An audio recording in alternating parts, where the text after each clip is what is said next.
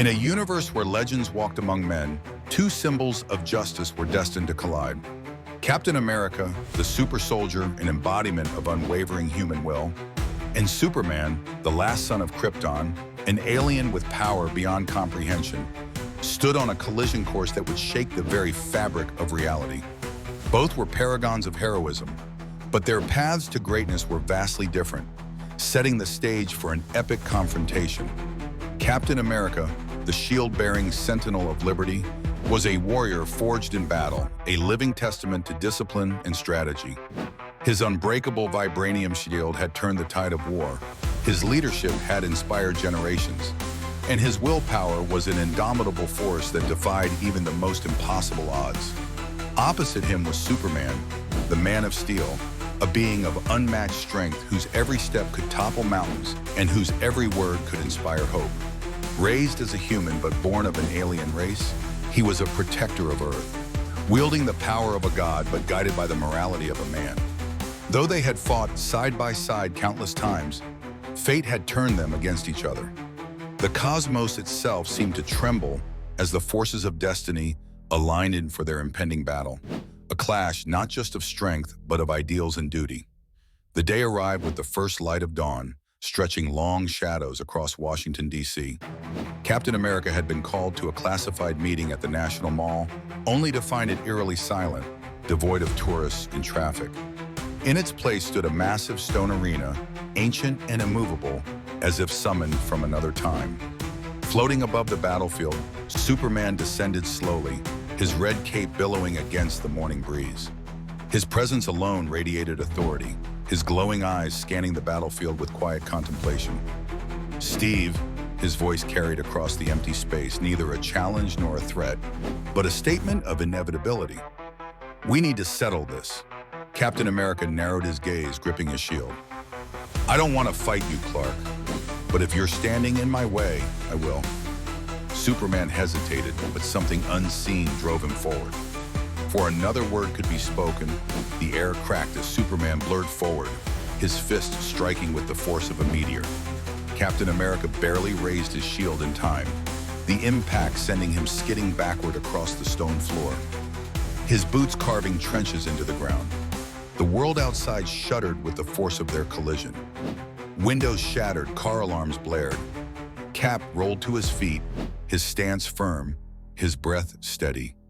"If that's how it's gonna be, then let's go."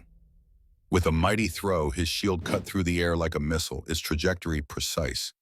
Superman caught it mid-flight, but before he could react, Cap was already there, leaping into the air, landing a thunderous punch across Superman's jaw. The strike sent the Man of Steel reeling, his body crashing through the ancient pillars, dust billowing into the sky. Superman wiped his chin, eyes glowing red with a rising storm. "You're good," he admitted, "but you're holding back." Captain America didn't flinch. "And you're not." Superman charged again, but this time Cap anticipated it, sidestepping at the last second and using Superman's momentum against him, slamming his shield into his ribs with enough force to create a sonic boom. Superman stumbled, but quickly recovered, grabbing Cap's arm in a vice grip. The battlefield trembled as he lifted the super soldier and hurled him across the arena, sending him crashing into the stone walls. Cap groaned, but was on his feet in an instant. The battle raged on, each clash shaking the earth beneath them.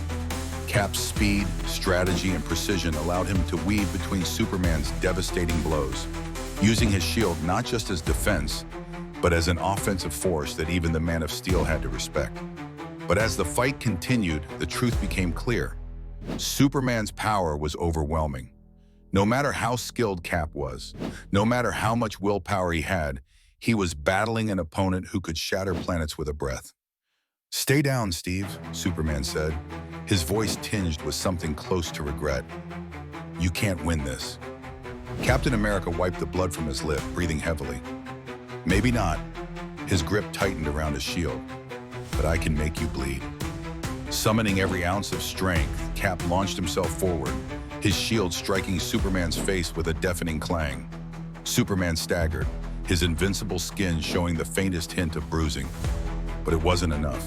Superman's fist connected with Cap's chest, the force sending him flying into the rubble of the battlefield.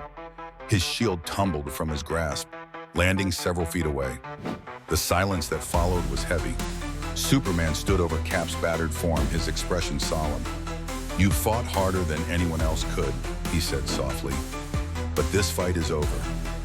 As the sun dipped low on the horizon, Superman extended a hand. But Captain America,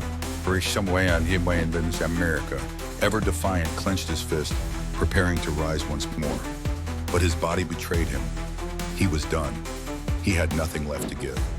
He watched as Superman sighed, regret flashing in his eyes. This should never have happened.